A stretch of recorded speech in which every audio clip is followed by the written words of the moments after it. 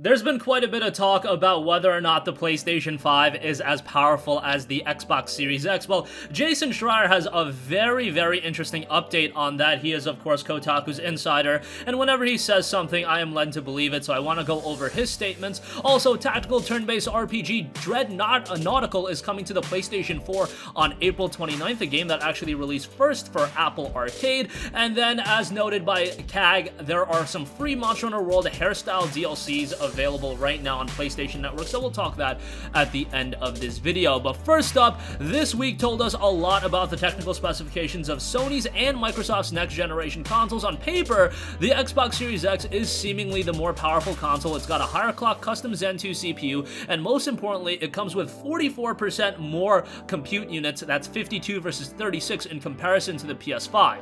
However, in the latest Kotaku split screen podcast, Jason Schreier, whose sources are usually sound, clearly said he heard from several different developers that while both consoles are undoubtedly impressive, the Xbox Series X isn't actually that more powerful. In fact, some even said the PS5 is superior in several ways. Here's exactly what he said. Everybody is now seeing this spec sheet and they see PS5 10.2 teraflops and Xbox Series X 12 teraflops, but meanwhile, the people that I've been talking to over the past few months, over the past couple of years, who are actually working on the PlayStation 5 have pretty much unanimously all said this thing is a beast. It is one of those coolest pieces of hardware that we've ever seen or used before. There are so many things here that are revolutionary. The general consensus is that these things are both extremely powerful and both very similar in a lot of ways. Both do different things in really cool ways. These are both extremely impressive pieces of technology, but because of the way Sony has actually presented and marketed this thing, now the narrative is that the Xbox Series X is way more powerful than the PS5. And I think that is such a maybe fatal flaw and on Sony's part for this console generation. Maybe it'll be forgotten if the PS5 comes in cheaper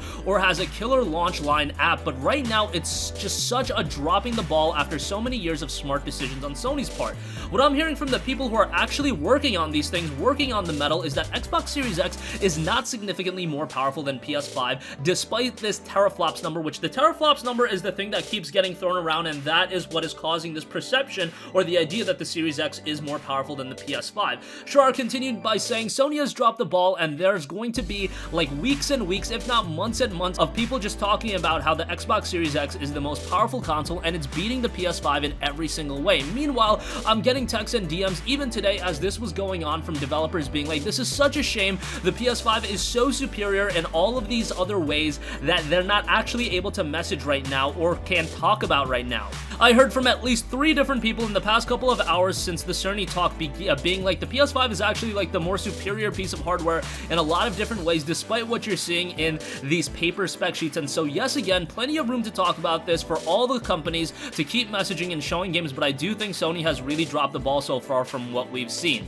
So we don't know exactly what the truth is, but a lot of developers are coming out and saying that the PlayStation 5 is more superior. Now, the developers coming out, I don't think means a ton, because these are the developers that might have something in stake with PlayStation. I don't really know. However, the numbers are the numbers, and right now the Series X does look more powerful than the PlayStation 5. However, whatever the case may be on the power, let's say the PS5 is more powerful or the Xbox Series X is more powerful, what it's going to ultimately come down to is the games. I don't know why I am seemingly one of the only people that keep going back to this, but hey, there are a few other people that are going back to it, but it is going to come down to the games. Look, we've seen it with the Nintendo Switch. The Nintendo Switch puts out killer app after killer app, and it's not the most powerful hardware in the world. Rather, they just keep putting out high quality game after high quality game, and that's really ultimately what has led to its success. It's a lot less powerful than the Xbox One and the PlayStation 4. However, it's sold very, very well, and the games are selling incredibly well. So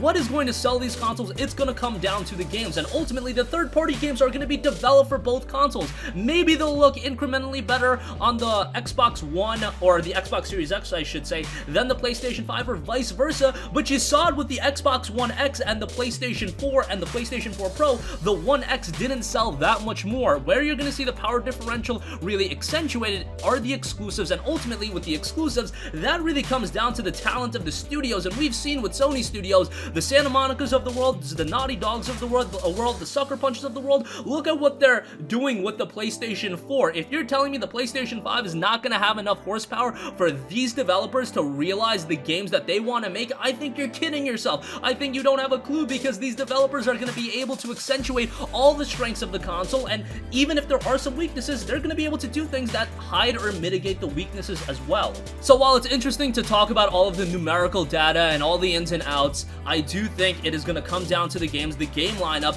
and we've already seen that PlayStation and Sony have had the stronger element in that, but this is not going to be a cakewalk next generation like it was this generation. This generation, it was just a fell swoop that Sony has the better exclusives. However, in the background, you could have seen Microsoft, Phil Spencer acquiring studios, establishing new studios. Playground is arguably working on something major, potentially working on something major, whether it be a Fable 4. You've got Halo, you've got Gears, you've got all of these other studios, the Obsidians of the world, the Ninja Theories of the world. Microsoft has a pretty star-studded lineup of developers working to create exclusive experiences for their consoles. Now, they will be on PC, but nonetheless, they are going to be console exclusive titles, and we can get into the argument of, does the PC exclusive really lessen the importance of these exclusives entirely? That's an argument for another day, but you guys get the idea. It is going to come down to the game. So enough talk about that. Again, Jason Schreier giving us a lot of information. However, at the same time, some are disappointed with how Sony unveiled all of the specifications with the PlayStation 5.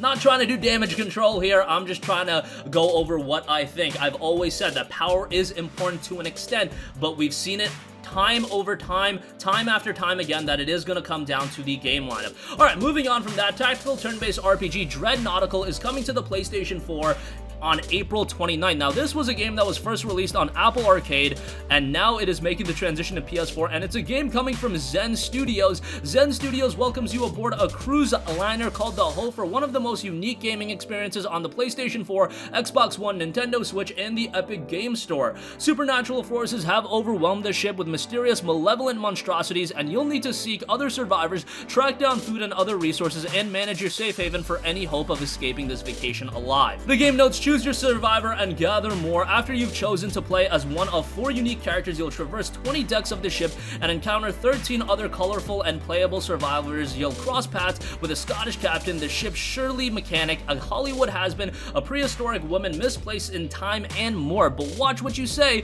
Your words affect their willingness to fight beside you, and you'll want them there too, as all of the survivors boast exclusive special abilities and most have their own specific side quests. At the same time, panic will overtake overused survivors, rendering them less effective. You'll plan your attack with yourself and up to 2 survivors fighting side by side at once. You'll need to strategize the most ideal path to victory against zombie-like thralls, bile-spewing spitters, horrific bosses, and many more. You'll need to think several steps ahead, plotting the most optimal use of each character's action points, and watch your use of weapons, bandages, and other items. They deteriorate, and your resources are very, very limited. And upgrade yourself, your items, and your surroundings. Search, and search some more, and endless vacation as well. The game also touts more than 150 weapons to master, more than 30 enemy types to defeat, fully voice cast of nearly 20 characters, and much more.